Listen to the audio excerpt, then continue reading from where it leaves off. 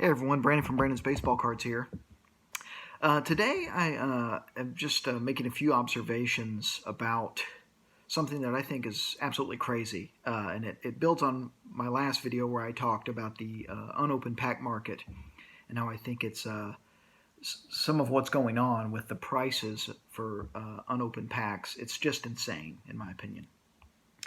And as an example of this, there is currently a 1980 Topps baseball wax pack, a single wax pack, right? 15 cards that has been PSA graded mint 9. It's up for auction right now with less than 3 hours left.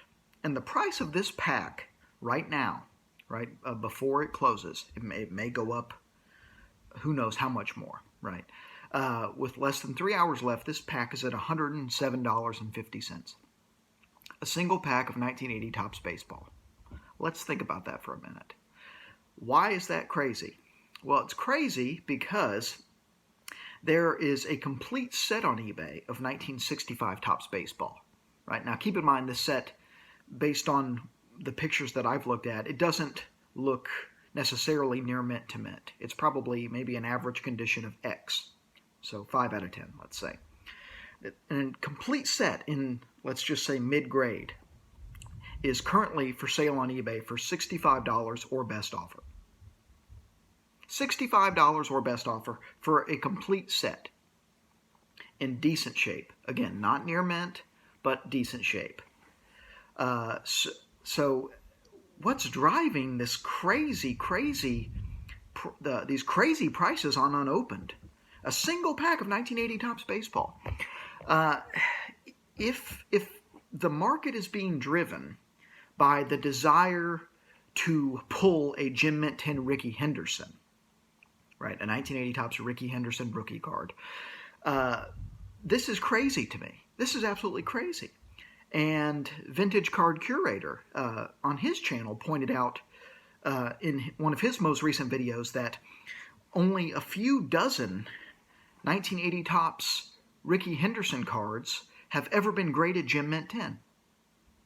Only a couple of dozen. It's literally about 0.1% of all 1980 Topps Rickey Henderson cards that have been submitted to PSA have received this Gem Mint 10 grade. So if people are pulling these or busting these packs and in the hopes of getting a 10 and receiving this big payday, and in their defense, it would be a big payday if you can get a Gem Mint 10 Rickey Henderson card. The odds are so incredibly small that it's going to happen that it's essentially, I would argue, it's a fool's gamble, right? And so all of this just kind of underscores one of the big points that I'd like to make, which is that people should just hold on to these packs. Don't open them. The market's insane right now. The prices are only going to continue to rise. Don't open this stuff. Keep it closed, right? This is obviously a problem because of the companies like Vintage Breaks and Just Rip It and some of these other companies that are busting vintage wax. Just hold on to this stuff. It's so simple to me. As an investment, hold on to it. It's not worth the gamble unless you're really into gambling and really want to bust open some 1980 Topps, or I'm picking on 1980 Topps in this video because it's indicative of a broader issue, right? The more that this stuff is opened, the more the remaining product is going to rise in price because it's becoming more scarce. And it's also just, that's going to make it more expensive for other people to try to buy the packs and collect them. And it's also just really small. There's a really small chance that you're going to recoup your money, especially if you're not just going to recoup your money, but you're going to have a big payday, right? This payday of, well, I bought a pack for $100 and I got a $25,000 Gem Mint 10 Rickey Henderson rookie card. Very unlikely to happen.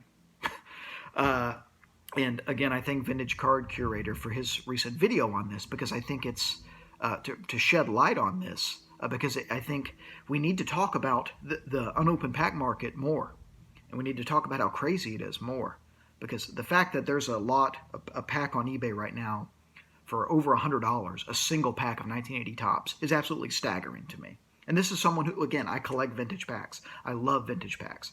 I open packs from 81 and onward fairly often. Not all the time, but sometimes. But if we could just agree, anything 81 or 80 and earlier is off limits for opening, and can we just enjoy the packs, right? Or just collect them as museum pieces? Maybe we'll be better off. That's just my thoughts on this. Feel free to comment below. I'd love to hear what you guys have to say. I hope you all have a great rest of your day and great rest of the week, and keep collecting vintage baseball.